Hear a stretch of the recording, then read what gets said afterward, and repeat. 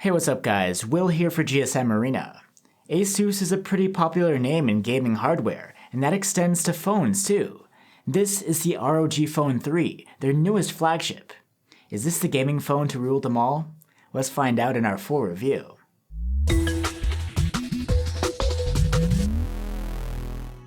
The ROG Phone 3 is a flagship phone made of premium glass and metal. As expected, you get the gamer-style aesthetic here, including a glowing LED logo. This year, the bold design elements are a bit more toned down, and the finish is glossy, not matte. One special touch is the triangle accent on the back. Rather than some sort of decal, it's actually a window through which you can see the phone's huge copper heatsink. The looks and form factor of the ROG 3 are quite similar to last year's model, just a bit thicker and heftier this time around. But just like on the ROG Phone 2, there's no IP rating. This fancy hardware is vulnerable to dust and water. Asus is known for its extensive selection of gaming accessories for its ROG phones, most of which you'd need to buy separately, but you do get an AeroActive Cooler 3 in the box. It's a fan that attaches to help cool down the phone, and your hands too, plus it doubles as a kickstand. You can reuse some of the accessories from last year, like the kunai gamepad too. The case and paddles don't fit on the ROG 3, so you have to use it as more of a standalone Bluetooth controller. However, if you really want to make the phone look like a Nintendo Switch, Asus has just announced their new kunai gamepad 3. Last year's TwinView Dock 2 is fully compatible here as well, and it gives you a giant Nintendo DS sort of vibe. Although in-game support for a dual screen is pretty scarce at the moment, you can find a couple of games that can utilize the second screen. The just-announced TwinView Dock 3 also works much the same way, but the second screen has a higher refresh rate. Another peripheral you can use with the ROG 3 is the mobile desktop dock. It allows you to connect the phone to a TV or monitor and play your games on the big screen. You can use this with a controller or even plug in a mouse and keyboard, which for some games can feel almost like cheating.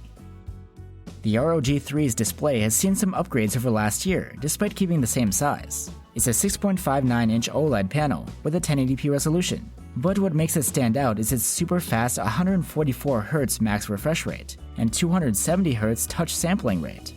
This means that moving objects should appear much smoother to the eye. You have options for 60, 90, 120, or 144Hz, which are enforced across the whole system where possible. And there's also an auto mode that will adjust the refresh rate based on the particular app.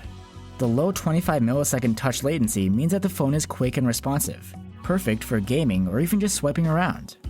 The display performed admirably in our tests too. You get the excellent contrast you'd expect from an OLED, and max brightness is great, up to around 460 nits with its slider, and 720 nits in auto mode in bright conditions. There's support for HDR10+ across the major streaming platforms, and there are several color presets to choose from, some of which are quite color accurate.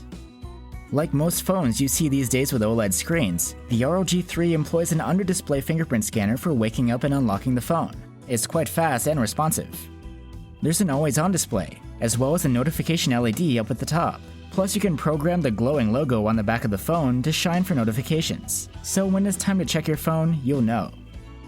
The ROG Phone 3 has a dedicated front-facing stereo speaker setup. It's powerful. Each speaker has a 7-magnet design and an independent amplifier. Plus, Asus has partnered with the Swedish audio company Dirac for the phone's cutting-edge audio software, which is specifically tailored towards gaming. Certain sounds and frequencies, like footsteps, are amplified.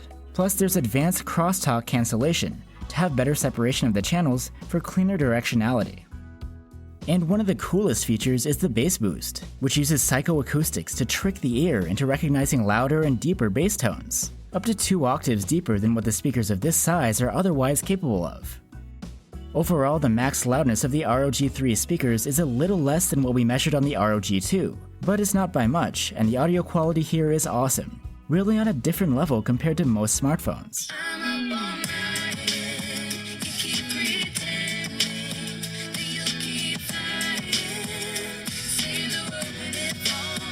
There is no 3.5mm jack on the ROG Phone 3, but there is a dongle included to plug in traditional headphones. And there's actually an audio jack on the AeroActive Cooler fan, so if you have that attached, you're all set.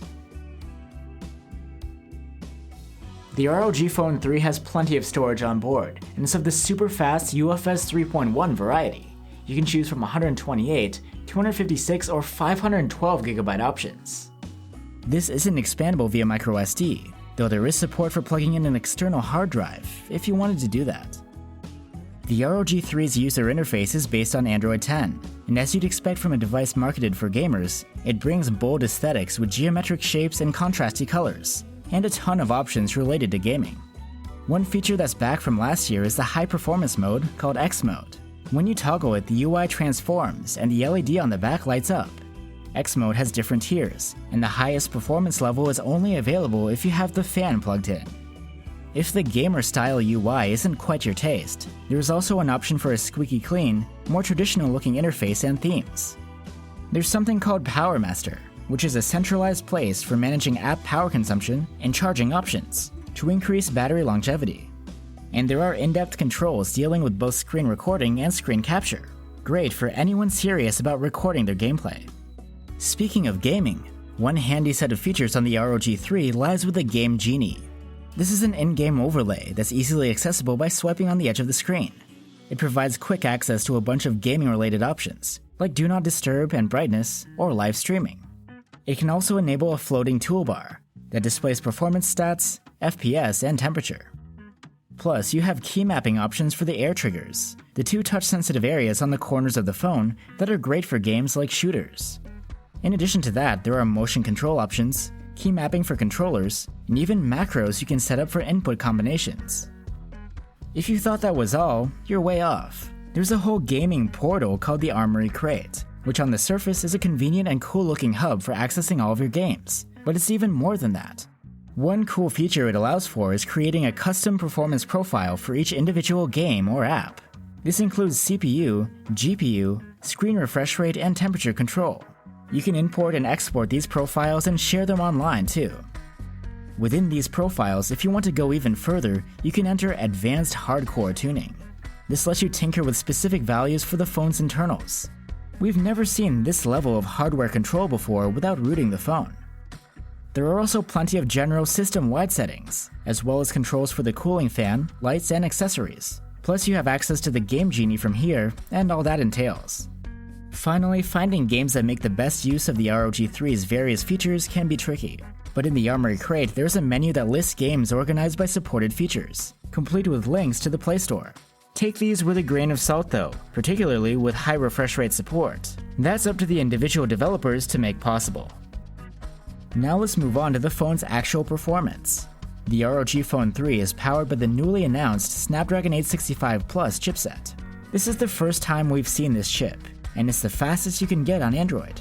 It provides support for 5G network speeds, and compared to the regular 865, offers a 10% bump in clock speed of its prime CPU core, as well as an increased GPU clock speed. As far as benchmarks go, the ROG Phone 3 does an excellent job, as you would expect. It sits at the top of the charts as far as CPU performance goes, and as far as graphics tests go, it beats the rest of the Android competition, only falling short of Apple's hardware. All in all, it's not a night and day improvement over the regular Snapdragon 865, but it is quite noticeable. One interesting observation we had was that the X performance mode didn't seem to boost the maximum performance scores or FPS rates very much. Instead, Asus seems to be aiming more towards high sustained performance over time, which is useful when you're actually sitting down and playing games. The phone is already great at combating thermal throttling, thanks to its heatsink and fan attachment. But the X mode tweaks performance parameters and thermal tolerances to help make sure that an hour or two into gaming, you don't run into some heat-related slowdown. At 6,000 mAh, the ROG Phone 3's battery is among the largest ones you can get on a flagship today. With it, the ROG 3 scored an impressive endurance rating of 120 hours in our battery life tests, with its screen at the highest refresh rate. And bumping the refresh rate down to a standard 60Hz led to an even better score of 133 hours. Charging speed is decent, especially for such a big battery. With the 30-watt power delivery charger, we were able to charge from 0 to 43% in 30 minutes. It's not all about the gaming, you might want to take the occasional picture too. The ROG 3 is equipped with a triple camera setup on the back. There's a 64-megapixel quad-Bayer main cam, a 13-megapixel ultra-wide cam, and a 5-megapixel macro camera. The main camera's photos come out in 16 megapixels, and these are perfectly decent. There's plenty of detail, and colors look natural. We did have some trouble with the HDR though, which is quite inconsistent, even when forced on, so dynamic range is sort of hit or miss. You can capture photos at the full 64 megapixel resolution, though this doesn't offer as much benefit as you might imagine. There isn't much more detail, and the file size is huge. Zooming is available and is advertised as lossless, though it is a digital zoom taken from the main cam. At 2x, this looks decent, with a surprising amount of detail, though they're a bit too soft to be called lossless. Portrait shots also come from the main cam. They're very clean looking, with nice subject detection and separation, and convincing defocus backgrounds. The 13 megapixel shots from the fixed focus ultra-wide cam are perfectly decent, but a bit on the soft side.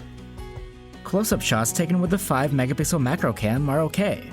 The results are usable, but the resolution is nothing impressive, and since focus is fixed, you need to use some trial and error to get a sharp photo. In low light, shots from the main camera were pretty good. There's surprisingly low noise, good enough detail, and decent dynamic range. There is a night mode supported here, which you can set to be enabled automatically if the conditions are dark enough. Depending on the particular scene, night mode can be surprisingly effective, often managing to bring back a lot of detail from the dark shadows. The ultra-wide cam's performance is pretty poor in low light, as expected, because of its dim lens. If you turn on night mode, you may end up with a usable result. These take a long time to shoot, and don't expect anything mind-blowing. Selfies are taken with the 24 megapixel quad-Bayer front-facing cam. These 6 megapixel shots are good. Focus is fixed, but these tend to come out sharp, with nice detail, colors, and dynamic range. 4K videos from the main cam can be taken in up to 60 FPS, and quality is quite decent. You get a good amount of detail with vibrant colors. The sharpening might be a bit overdone though. There is even an option to capture video with this camera in 8K, a trendy feature these days. And on top of that, this mode has electronic stabilization, which we haven't seen before. The quality here is great. You can shoot in up to 4K at 30 FPS with the ultra-wide camera. These are pretty good, though the dynamic range is noticeably more narrow than the videos from the main camera. Even though there is no optical stabilization to be found on these cameras, in fact all of the footage looks quite smooth if you turn on the electronic stabilization. It does a splendid job. There's an extra stable EIS called HyperSteady, which only works in 1080p resolution. It is very impressive though, effectively smoothing out things like running. So that's the Asus ROG Phone 3. From top to bottom, the upgrades it brings are pretty much geared toward improving the gaming experience. You get a large and responsive, high refresh rate OLED display, a cool looking gamer style design, awesome stereo speakers tuned toward the audio you'd hear in games, excellent battery life, and a cutting-edge chipset that can give high-class performance over long gaming sessions. There are a couple of nitpicks to be had here though. First is the camera quality, which isn't flagship level. But for the gamer crowd, I don't think it's such a high priority, and it gets the job done. The other thing I want to mention here is the focus on a super high refresh rate. The high FPS is awesome for gaming, but since it's up to game developers to enable it on their end, you're never sure whether a game would support 144 FPS or not. The Play Store doesn't make it easy to find the right game titles either, so you have to rely on info posted on forums online, and things change all the time. Overall though, I think this phone offers an awesome, premium gaming experience that pushes the boundaries of what's possible on an Android device. It's not for everyone, but for the hardcore mobile gamers out there, the ROG Phone 3 deserves a recommendation. Thanks for watching guys, stay safe and see you on the next one.